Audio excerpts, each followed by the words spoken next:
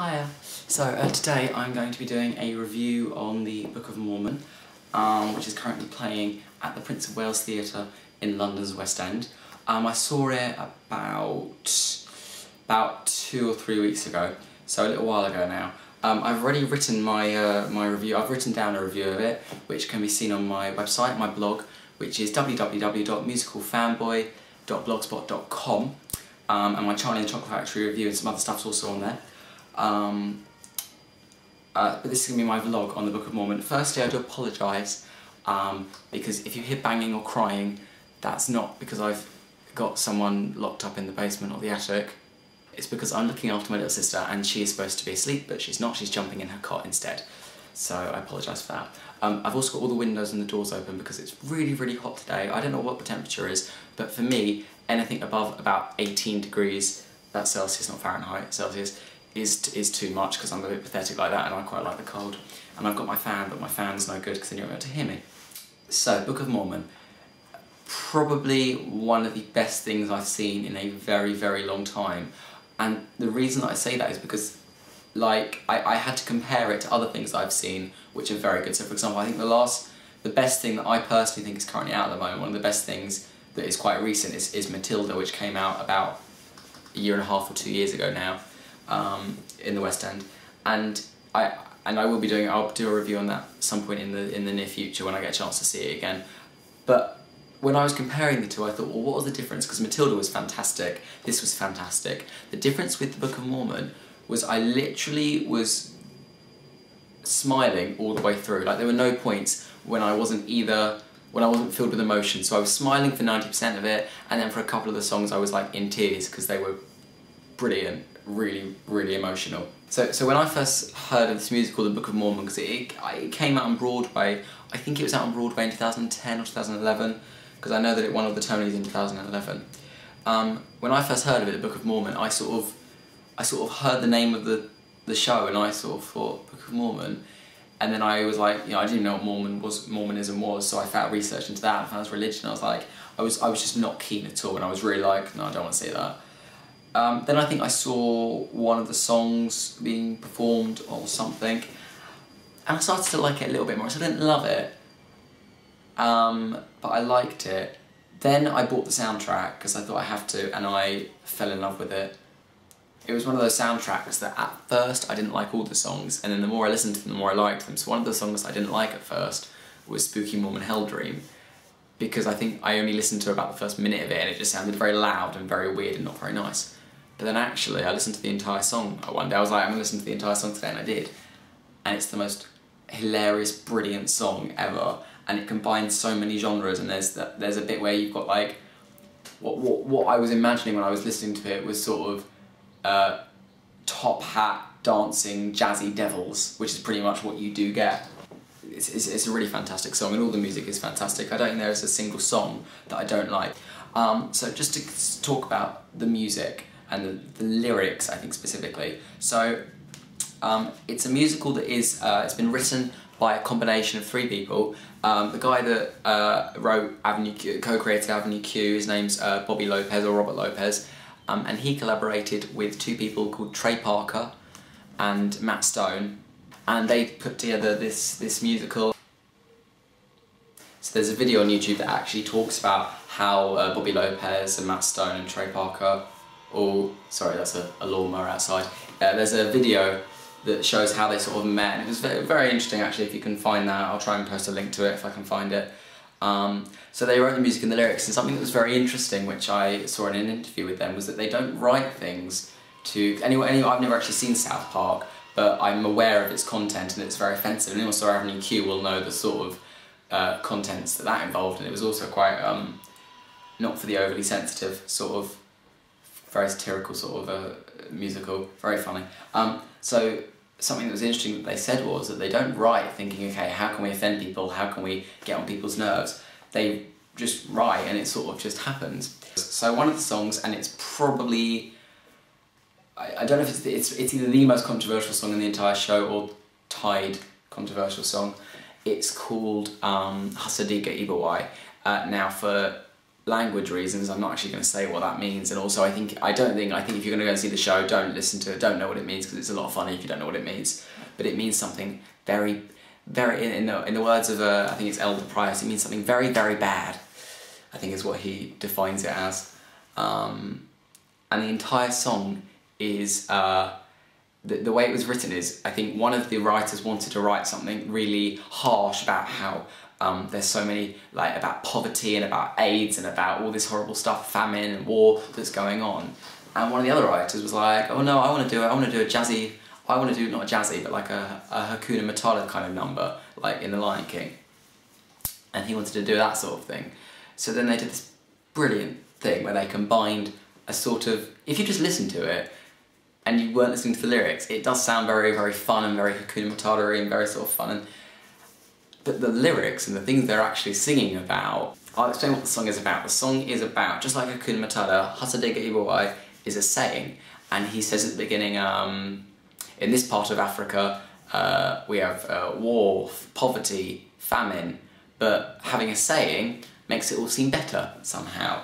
And then the first line goes, there isn't enough food to eat, Hasadiga Ibawai, people are starving in the street, Hasadiga Ibawai. And then and then the second verse goes into, we've had no rain in several days, Hasadiga Ibawai, and 80% of us have AIDS, Hasadiga Ibawai. And, you know, they're talking about really serious issues, but in such a humorous way. And then there's a twist in the song, and it's the funniest moment where, I think it's Elder Price goes, what does Hasadiga Ibawai actually mean? And the guy whose character's name is Mafala Hatumbi, he explains what it means, and it just gets the biggest laugh because it's just brilliant. And then they go on, and there's the language in this song. I think out of all the musicals that I've seen, I've not actually seen Jerry Springer the Opera, so I don't know compared to that if it's better or worse. The other song that it's called Joseph Smith American Moses, and it's just one of those songs where you just sit there and you're like, oh my god, I can't believe this is actually happening in front of me, which is I think how some of the characters at that point on stage feel. It's brilliant, it's so funny.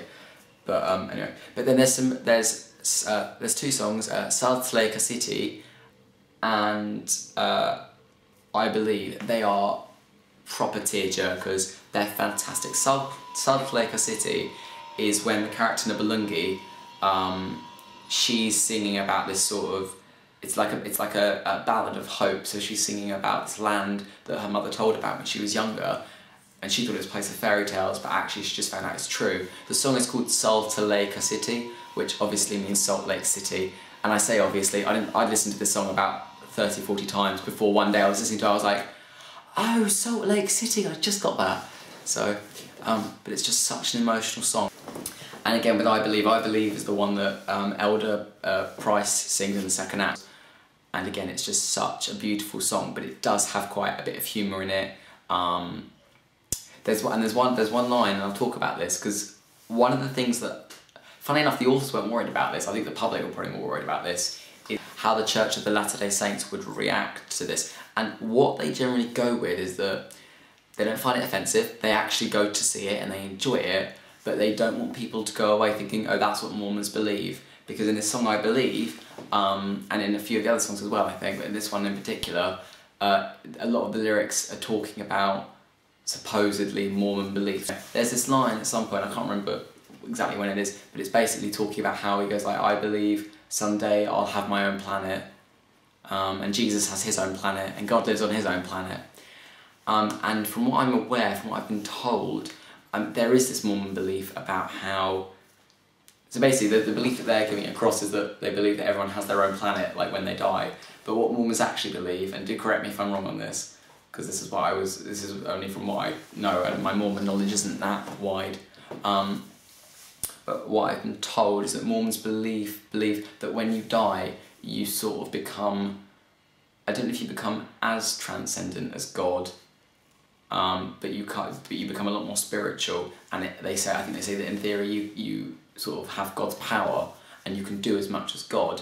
Therefore, this sort of not accountability, this sort of follow-up has been that, oh well, if you have as much power as God, then you can create planets too, and that's where that belief comes from. So it's not 100% accurate, because at the end of the day it's a satirical musical. It's not a religious musical. It's a satirical musical. But there is some fact that it's based on. One thing that's really interesting though, actually, is I think the other thing about it in terms of from a Mormon point of view is before I'd heard of this musical, I knew absolutely nothing about Mormons. I didn't know if someone's in Mormon, I wouldn't even know what it was.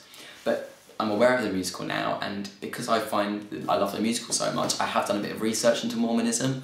I found out a lot about a bit about their beliefs and a bit about their history, and what it's like and stuff. And it's a really interesting religion. I mean, the script was just so funny. One of the things I think I have to praise them for is how they've brought out chorus characters. So like there's a character, Elder McKinley, who was originally played by Rory O'Malley, who I'm quite a big fan of. And he was saying in an interview how they actually developed the character for him, and it's so clear that they've done that because you can see he's such a specific role, and he goes through a journey himself throughout it. There's another song called Turn It Off, another brilliant song, and they're singing about all things in their lives. There's this, I don't know if this is true or not, but from the musical, it perceives it, there's an idea that Mormons should always be happy and always be jolly and stuff, and always be happy about life. So there's a song called Turn It Off where they talk about things that are quite difficult to deal with and how you just have to turn it off and get rid of the feeling and be happy. So they talk about, one of them talks about how his mum used to beat him when he was, or no, his dad used to beat him, or his dad used to beat his mum, and he gets really emotional. My dad used to beat my mum, and then they just all come together and they go turn it off, and it's really funny. There's one guy that talks about his sister had cancer and he wasn't there at her deathbed because he was at the Apple store buying an iPhone. There's one guy that talks about how when he was younger he had a friend called Steve, and he discovered he had some very strange feelings for Steve. And there's some brilliant lines in it, and it's just brilliant. Man Up, I think, is my favourite song, just because it starts off really emotional. The first line is, what did Jesus do when they sentenced him to die? Did he try to run away, or did he just break down and cry? And then it goes, no, Jesus dug down deep knowing what he had to do. When faced with his own death, Jesus knew that he had to. And then it gets really emotional and it just goes, man up. And then it goes into like metal rock and it's like do do do do do do do do do, and it's just brilliant. And then it closed the first act, and then Nabalungi comes on and starts singing a rendition of Salt Lake City, and Elder Price comes on and he's singing about his dream to go to Orlando, which is a bit of a separate storyline. But the music's just brilliant. I absolutely love it. It's brilliant. I said this in my review, I literally do not have a bad word to say, except for the fact that the tickets are awfully expensive. I was very lucky, I managed to get my ticket very cheap, and I didn't actually have what I would call a good seat. I was towards the back of the dress circle, but because it's such a small theatre, it doesn't matter where you sit. Like, I think there was a tiny bit in the stage I couldn't see, and it was like, and even when I couldn't, I knew what was going on there, and it wasn't a big issue. And, you know, so it doesn't matter where you sit, so I would say go for the cheaper seats because you can still see. The choreography is brilliant. Choreography is so funny. The tap scene that they do, the scene in Hasadiki where all the Africans are dancing around, Spooky Mormon Hell Dream dancing in that is brilliant. It's fantastic. Look, it's a really good show. I know I've not been very analytical, or I always find that it's a lot harder to analyse things that are good. Because I could have summed up this entire thing and just said it's brilliant, go and see it. A little bit offensive, but very funny, go and see it. Whereas if I was a lot more critical, I'd be able to go into more detail. So I don't really have anything really to say other than just go and see it. And set was very good, it was very clever. It wasn't actually over the top or complicated, but it was just clever and it worked, and Africa was set very nicely. And you know, all the other things were very nice, and lighting was used effectively to display the different emotions at the different times, which is what I find lighting is generally used best for.